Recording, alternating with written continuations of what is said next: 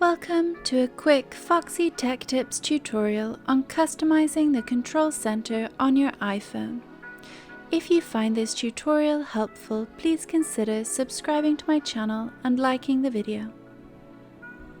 You can access your control center when you swipe up from the bottom of your phone. It displays a bunch of quick shortcuts for actions you perform frequently on your phone, such as turning on the torch or activating Do Not Disturb mode. It's possible to customize the control center by adding new buttons and removing the ones you don't use. This is how you do it.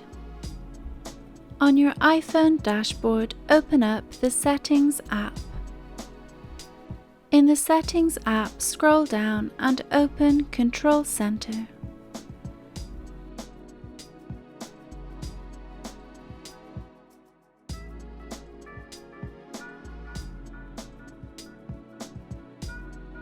Now tap Customize Controls.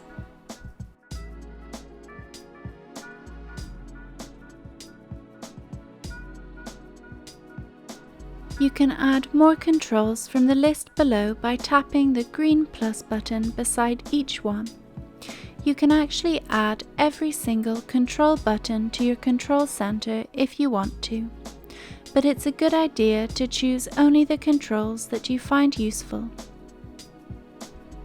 You can reorder the list of controls by holding down on the right of each control and then dragging it to your desired position. This will update the position of that control when you swipe up to your control panel. The Include list shows every feature currently in your control center. To remove any of them, simply tap the red minus button beside each one. Your control center has now been customized. And that draws an end to this tutorial. Please like the video if you found it helpful, and subscribe to Foxy Tech Tips for more iOS tips and tricks.